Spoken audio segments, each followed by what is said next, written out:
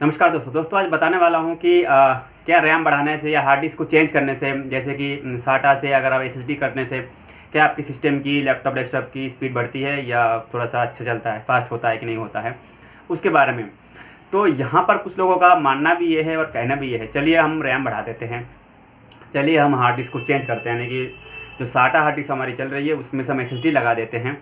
तो क्या उसमें स्पीड परफॉर्मेंस बढ़ जाती है। तो यहाँ पर कुछ लोग मतलब सलाह भी देते हैं कि आप ऐसे कर लो, वैसे कर लो, बढ़ जाएगा। उनका सलाह भी ठीक है, बोल सकते हैं, लेकिन अगर आपको सिस्टम की, लैपटॉप की, डेस्कटॉप की हार्ड डिस्क अगर आपको बढ़ानी है तो आपको एक चीज़ पहले समझना पड़ेगा कि स्पीड बढ़ने के जो मेन कारण है वो है दो। कंप्यूटर में जो पार्ट होता है वो है दो, एक हार्डवेयर की पार्ट होता है, एक होता है सॉफ्टवेयर की पार्ट। ठीक है, अब यहाँ पर आपकी हार्डवेयर कौन सी है और उसमें आप किस किस सॉफ्टवेयर पे काम करते हैं,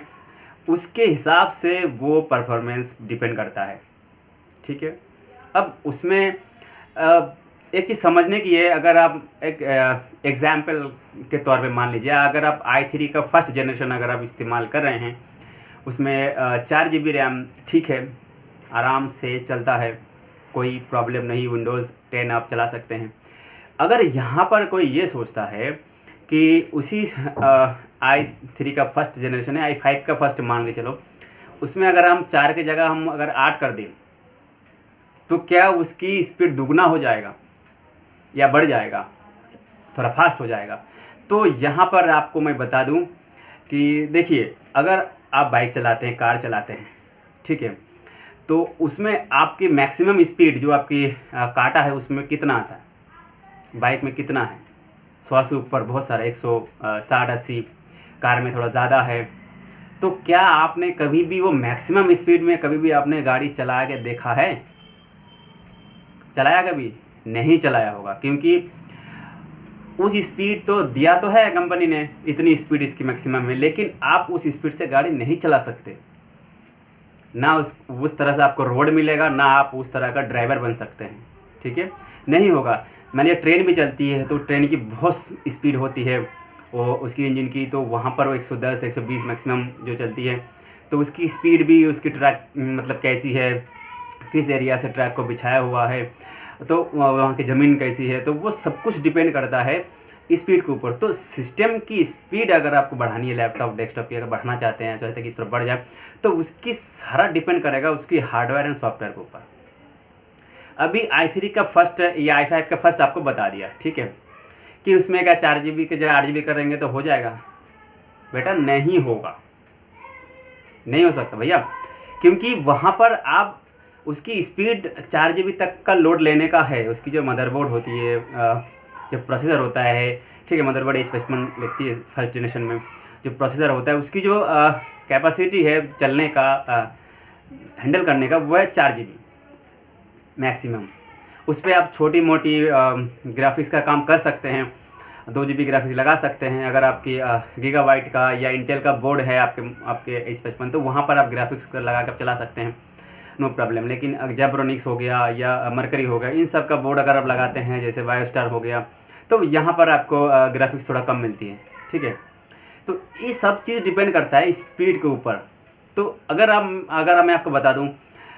कि मान लीजिए आप i7 या i5 का कोई लैपटॉप या डेस्कटॉप यूज़ कर रहे हैं, जिसमें कि 7th 8th 9th 10th generation की यूज़ कर रहे हैं, मान के चलिए,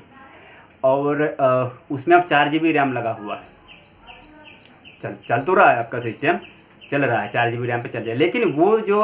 9th 10th जनरेशन की जो 4 GB रैम उस पर लगाते हैं, उसकी जो सेल्फ ग्राफिक्स होती है मदरबोर्ड की, वो ग्राफिक्स वो 4 GB रैम खा जाता है। ठीक है, तो उसी को हैंडल करने के लिए 4 GB रैम चाहिए। उसके ऊपर और 4 GB अगर डालते हैं, 8 GB रैम करते हैं 9th 10th जनरेशन में, चाहे 7 हो चाहे 5 हो, तो वहाँ पर वो सिस्टम आपकी बिल्कुल अच्छे से चलता है, मतलब वेरी फास्ट। अब यहाँ पर अगर आप कहते नहीं हम 16 GB कर दें, ये कर दें, तो ठीक है, कर सकते हैं, लेकिन उसकी मैक्सिमम स्पीड वो पकड़ लेता है, 8 GB में ही पकड़ लेता है, वो और ज़्यादा नहीं जाएगा उसके। आप 16 GB कर सकते हैं, क्योंकि आपको ऐसे कुछ सॉफ्टवेयर इस्तेमाल करना चाहते हैं जिनको रैम के लिए 8 GB चाहिए या 10 GB रैम उसको चाहिए, कोई भी सॉफ्टवेयर, मतलब ऐसे बहुत सारी एडिटिंग सॉफ्टवेयर होती है, मिक्सिंग सॉफ्टवेयर होती है, वीडियो एडिटिंग में होती है, या तो एनिमेशन की कोई सॉफ्टवेयर ऐसे होते हैं जिनको रैम ज़्यादा चाहिए, उनकी डिपेंडेंट करता है ये चीज़ होना चाहिए, मिनिमम इतना रैम होना चाहिए। तो वहाँ पर अगर आप 16 GB रैम डालेंगे तभी वो आपका प्रोग्राम उसमें रन करेगा। वैसे तो सिस्टम आपका चल रहा है, अब यहाँ पर आप सॉफ्टवेयर ऐसे यूज़ करना चाहते हैं जिस पे उस सॉफ्टवेयर को ही 10 GB का रैम चाहिए, तो वहाँ पर 8 GB रैम में वो इंस्टॉल ही नहीं होगा आपके सिस्टम पे, चलेगा कैसे? तो यहाँ पर ये सारी चीज़ डिपेंड करता है, हार्डवेयर आपकी कौन सी है, सॉफ्टवेयर आप कौन से इस्तेमाल कर रहे हैं, उसके ऊपर डिपेंड करता है कि आपका सिस्टम कितने स्पीड से चलेगा या कितने स्पीड से चल रहा है। ऐसे अंदाजे किसी के कहने से भाई 4 GB को 8 GB कर दी, या हार्ड डिस्क बदल दी,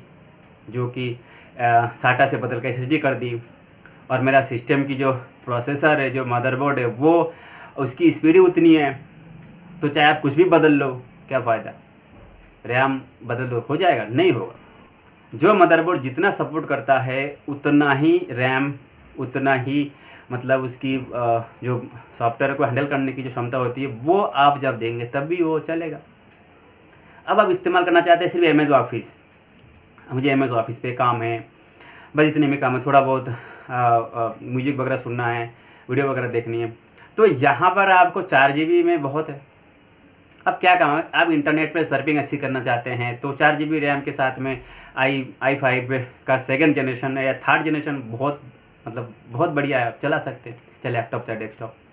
ठीक है। और यहाँ पर बोलते हैं नहीं इंटरनेट हम चला रहे हैं, इंटरनेट आपकी स्पीड, घर के इंटरनेट की वाईफाई स्पीड इतनी है, सिस्टम की स्पीड इतनी है, कहते नहीं रैम इसमें 4 GB क्यों, रैम 8 GB लगा देता हूँ तो और ज़्यादा चले। भैया नहीं चलेगा ना, आपकी जो स्पीड इंटरनेट की है, जो स्पीड आपकी सिस्टम की परफॉर्मेंस की है, वहाँ पर वो तो चलेगा ही, उतना चलेगा। अब 8 GB 16 GB उसमें ठूसते रहोगे तो थोड़ी कि भाई बढ़ जाएगा, ऐसे समझ के नहीं चलिए। आपको समझना है कि आपकी प्रोसेसर का लिमिट क्या है, हार्डवेयर जो मदरबोर्ड और प्रोसेसर की जो लिमिट है रैम को हैंडल करने की, उसके हिसाब से सिस्टम की परफॉर्मेंस होती है। हाँ, कहीं कहीं अगर हार्ड डिस्क आपकी थोड़ी सी ख़राब हो चुकी है, उसकी हेल्थ कंडीशन 50-60% है, तो वहाँ पर थोड़ा स्लो हो सकता है, या आपके सिस्टम में कुछ वायरस अटैक हो चुका है तो वहाँ पर आपका सिस्टम स्लो हो सकता है, ठीक है। या हार्ड डिस्क ज़्यादा से ज़्यादा फुल हो गई है और रैम उसमें थोड़ा सा कम है, फुलिंग ज़्यादा है हार्ड डिस्क में, डाटा ज़्यादा है, तो वहाँ पर थोड़ी स्पीड कम हो सकती है। या टेम्पोररी फाइल बहुत ज़्यादा बढ़ गया है तो वहाँ पर स्पीड कम हो सकती है, ठीक है। क्योंकि हार्ड डिस्क एक तो रैम आपके प्रेजेंट ऑफ माइंड होता है सिस्टम की, वहाँ पर जितने प्रोग्राम हम चलाते हैं सब रैम के अंदर आता है, फिर वो हमारी स्क्रीन पे शो होता है। अब रैम 4 GB है और हमारी जो प्रोग्राम हम चला रहे हैं रनिंग में वो थोड़ा ज़्यादा चला रहे हैं, तो उस रैम को हैंडल करने में थोड़ा सा तो दिक्कत होगी ना, तो वहाँ पर थोड़ा स्लो हो जाएगी, ठीक है। तो अगर हम चाहते हैं कि यहाँ पर 8 GB कर दें, ज़्यादा चलेगा, लेकिन 8 GB सपोर्ट करने वाला आपकी मदरबोर्ड भी तो होना चाहिए ना, या प्रोसेसर मदरबोर्ड इकट्ठे होना चाहिए तभी चलेगा। तो ये सारी चीज़ डिपेंड करता है, ठीक है, कि आपकी सिस्टम की स्पीड सिर्फ रैम बढ़ाने से नहीं, रैम बढ़ा दी हार्ड डिस्क चेंज कर दी बढ़ गया, नहीं, वहाँ पर डिपेंड करता है कि आपकी मदरबोर्ड कौन सी है, आपके प्रोसेसर कौन सी जनरेशन का है, उनकी जो कैपेसिटी है रैम को एक्सेप्ट करने की, रैम को चलाने की, उसमें ग्राफिक्स कार्ड कितने GB की लगी है, तो ग्राफिक्स कार्ड को चलाने के लिए भी रैम ज़्यादा चाहिए, तो वो डिपेंड करता है कि आपकी सिस्टम की स्पीड कितना बढ़ेगा,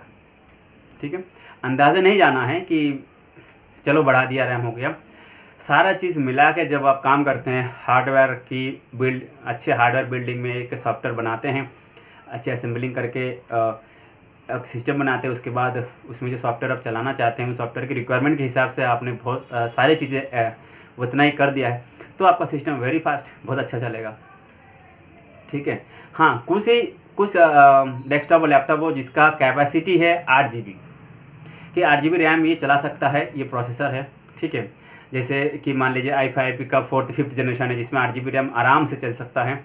और वहाँ पर आपने सिर्फ 2 GB रैम लगा के आप अपना काम चला रहे हैं, तो वहाँ पर 2 GB वो तो 8 GB कर लेगा ना, उसकी मैक्सिमम स्पीड तो है ही, वहाँ पर आपने स्लो में चला रहे हैं। मान लो गाड़ी आपको 110 आप चला सकते हैं, आप उसमें 60 पे चला रहे हैं तो 60 की स्पीड में चलेगी, 50 में चला रहे 50 में चलेगी, तो 110 उसकी कैपेसिटी है, तो उसमें 2 GB रैम लगा के चला रहे हैं 8 GB की जगह पे, तो चल तो रहा है, लेकिन उतना परफॉर्मेंस नहीं है, कभी कभी रुक जाता है, कभी कभी हैंग हो जाता है, तो वहाँ पर आप 4-6 GB 8 GB रैम लगा के उसको चला सकते हैं। अब वहाँ पर बोलोगे मैंने 16 GB लगाऊंगा तो नहीं चलेगा ना। 16 GB के लिए 16 GB वाला आपका मदरबोर्ड, 16 GB वाला आपका प्रोसेसर एक्सेप्ट जो करता है वो होना चाहिए, तभी चलेगा। तो ये था कि सिर्फ रैम बढ़ाने से या हार्ड डिस्क को चेंज करने से नहीं, इसमें बहुत सारी चीज़ें हैं जो डिपेंड करता है कि हमारे सिस्टम स्पीड कितनी हो रही है। और बीच बीच में अगर आप टेम्पररी फाइल को डिलीट कर देते हैं या आपकी जो वायरस है उसको क्लीन करते हैं, एंटीवायरस की इस्तेमाल करते हैं, तो आपके सिस्टम की परफॉर्मेंस थोड़ा सा सही रहता है। और इधर उधर की पेन ड्राइव नहीं लगानी है आपके सिस्टम में, ठीक है, अपनी पेन ड्राइव लगानी है। और इधर उधर की साइट भी नहीं खोलनी जहाँ से वायरस आ सकता है ऑनलाइन, तो तभी आपके सिस्टम ठीक से चलेगा। और वायरस के ऊपर मैं वीडियो बनाऊंगा ये कि वायरस की कैसे कैसे आपके सिस्टम में अटैक कर सकता है, किस तरह से आपकी डाटा को लॉस कर सकता है, वो अगले में कुछ वीडियो में बना के आपको बता दूंगा, ठीक है, ताकि आप सावधान रह सकें, ठीक है। तो चलिए वेट करते हैं नेक्स्ट वीडियो के लिए, तब तक के लिए वंदे मातरम, जय हिंद।